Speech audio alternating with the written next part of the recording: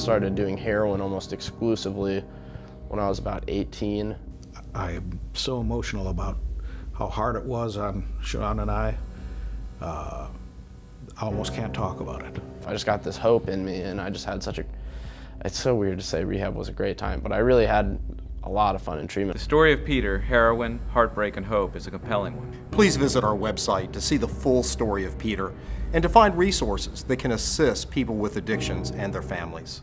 My name's Peter. I'm 22 years old, and I'm a recovering drug addict. My name is Todd, and I'm Peter's father. I started doing drugs a lot when I was probably about 12, 13, mostly alone. I started doing heroin almost exclusively when I was about 18, maybe 19.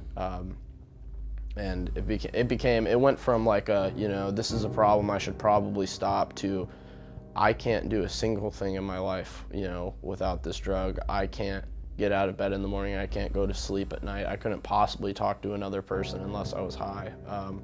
Just because like the sheer fear that I lived in all the time, just the things that the drug did to me, like outside of being high, were very, very frightening too.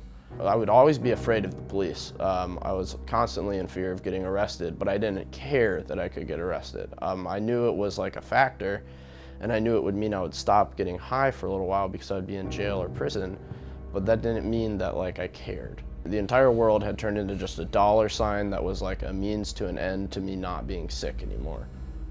Towards the end, I didn't really get high. I mean, it would be a stretch to say I was getting high because I would just mostly be either awake, passed out, or sick. Those were like the only states that I had. I rarely showered. I was like always covered in blood. It was very dramatic and very disgusting. It wasn't pleasant at all. I don't know that I would have been able to stop had I not been, physically drawn down across the country to an intervention that was, and gear up to go to rehab, and it wasn't a smooth process at all. It didn't work out real great, but if those steps hadn't been taken, I probably wouldn't be alive, realistically. Getting Peter into rehab, he made it sound so easy.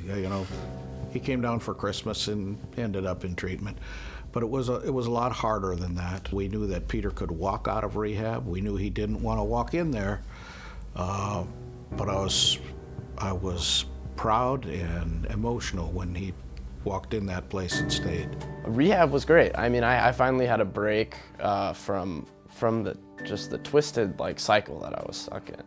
It was like the first time that I was around a bunch of people trying to do the same thing that I was trying to do, which is, stop drinking or stop doing drugs. I just got this hope in me, and I just had such a, it's so weird to say rehab was a great time, but I really had a lot of fun in treatment, a lot of great memories from there. On the other hand of that, though, my treatment roommate has recently passed away about 4 months ago because he wasn't able to stay sober. He wasn't able to stay clean. It was hard those first several weeks when we couldn't see him. We didn't know what was going on. We didn't know if he was going to make it or not. The change over the last year and a half really has given us a tremendous hope. It's given us our son back to a large extent, a son we hadn't known for years and years. I am so emotional about how hard it was on Sean and I. I almost can't talk about it. To have him back as a functioning part of our family is really a fabulous thing. Every day I do work to make sure I don't, relapse, and to make sure that I don't get high again, and to make sure that my life doesn't end up the way it was, it's almost slated to, it seems like. So it's not hard work, but it's not easy either. It's constant vigilance.